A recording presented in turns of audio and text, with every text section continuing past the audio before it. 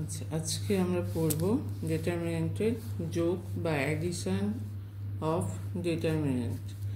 আচ্ছা, দুটো ডিটারমিনেন্ট দেয়া আছে, তাদের যোগ করলে কিভাবে করা হবে। এখানে তিনটে ডিটারমিনেন্ট আলাদা আলাদা দেয়া আছে। দেখা যাচ্ছে যে তিনটে ডিটারমিনেন্টের ফার্স্ট কালামগুলো তিনটের আলাদা, বাকি সেকেন্ড কালাম থার্ড কালাম তিনটে ডিটারমিনেন্টের সেম আছে। তাহলে যেগুলো সেম আছে সেগুলো একইভাবে বসে যাবে। যোগ যদি করা হয়, সেম পার্টটা বসে গেল x y z p q আর, তাই যেটা যোগফলের ডিটারমিনেন্ট হবে তার সেকেন্ড কালাম এবং থার্ড কালামটা যেগুলো সেম আছে সেগুলো বসে যাচ্ছে। এবার ফার্স্ট কালামে যেগুলো আলাদা আলাদা ছিল সেগুলো যোগ হচ্ছে, তাই A1 plus B1 plus C1, A2 plus B2 plus C2, A3 plus B3 plus C3। এবার দুটো আমরা ডিটারমিনেন্ট যোগ করে দেখি। প্রথম কালাম সেকেন্ড ডিটারমিনেন্টের প্রথম কালাম দুটো আলাদা, সেকেন্ড কালাম থার্ড কালাম দুটো ডিটারমিনেন্টের একই আছে। তাহলে সেকেন্ড কালাম থার্ড কালাম বসে যাবে যেমন আছে, ফার্স্ট কালাম দুটো যোগ হচ্ছে -1 প্লাস 5, 0 প্লাস 4, 1 প্লাস 3, বাকি সেকেন্ড কালাম থার্ড কালাম যেটা আছে সেম সেটা বসে যাচ্ছে। তাহলে এগুলো যোগ করে হচ্ছে 4 4 4 2 3 0 3 9 1।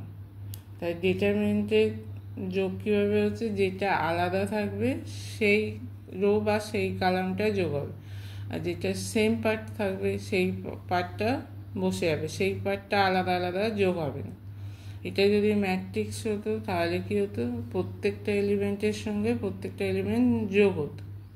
যেহেতু ডিটারমিনেন্ট সেম পার্টটা যোগ হচ্ছে না, বসে যাচ্ছে, যেটা আলাদা রো বা আলাদা কালাম থাকছে সেইটা যোগ হবে। এবার আসছে প্রপার্টিজ অফ ডিটারমিনেন্ট, নির্ণায়কের ডিটারমিনেন্টের বৈশিষ্ট্য। বলছি যে কোনো ডিটারমিনেন্টের যদি সারি সময়ের পদগুলো স্তম্ভ বরাবর এবং স্তম্ভ সময়ের পদগুলো সারি বরাবর লিখলে ডিটারমিনেন্টের মান অপরিবর্তিত থাকে।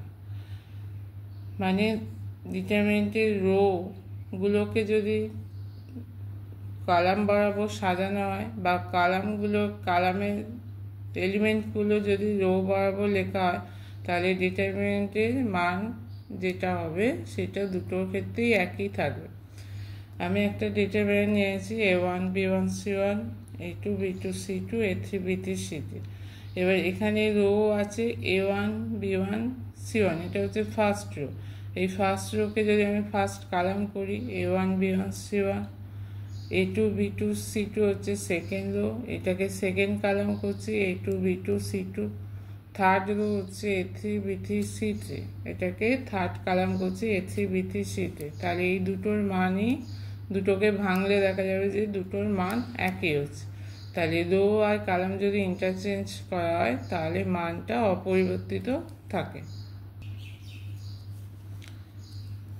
2 নম্বর, কোনো নির্ণায়কের বা ডিটারমিনেন্টের দুটি সংলগ্ন সারি অথবা দুটি সংলগ্ন স্তম্ভ যদি পরস্পর স্থান পরিবর্তন করে তবে নির্ণায়কের সাংখ্যমান একই থাকে কিন্তু চিহ্ন পরিবর্তিত হয়।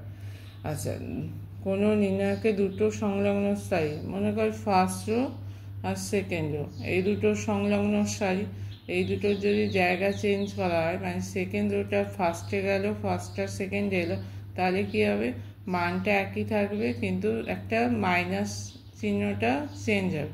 এখানে প্লাস চিহ্ন আছে, সেটা মাইনাস হবে।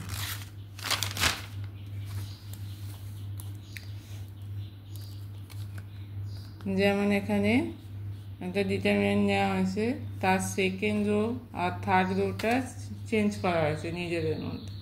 তাহলে প্রথম ডিটারমিনেন্ট থেকে second rho third rho change করে আমি নতুন ডিটারমিনেন্ট পেলাম।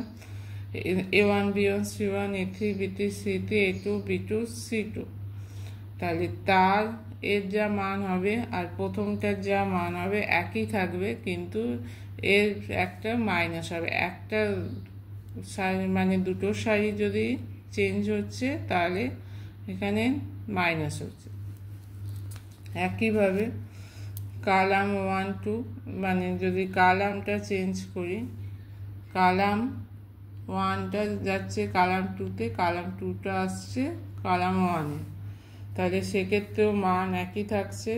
যেহেতু আমাদের একটা চেঞ্জ হচ্ছে সেক্ষেত্রে মাইনাস হবে, মাইনাস ডেল্টা 2 হচ্ছে মাইনাস ডেল্টা।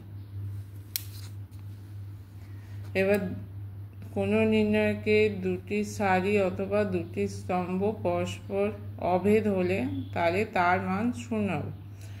কোনো নির্ণায়কের যত দুটো সারিতে মান একই আসছে, মানে এখানে যেমন প্রথম সারির মান 1 2 3, সেকেন্ড সারির মান হচ্ছে সেকেন্ড রোয়ের মানও 1 2 3, তাহলে দুটো রোতে সেম এলিমেন্ট আছে, তাহলে এর মান সবসময় 0 হবে। তাহলে দুটো রো বা দুটো কালামে যদি সেম এলিমেন্ট চলে আসে তার মান হচ্ছে 0। ডেল্টা 2 এখানে দেখা যাচ্ছে ফার্স্ট কালাম সেকেন্ড কালাম সেম এলিমেন্ট হচ্ছে, তাহলে এর মানও হবে 0।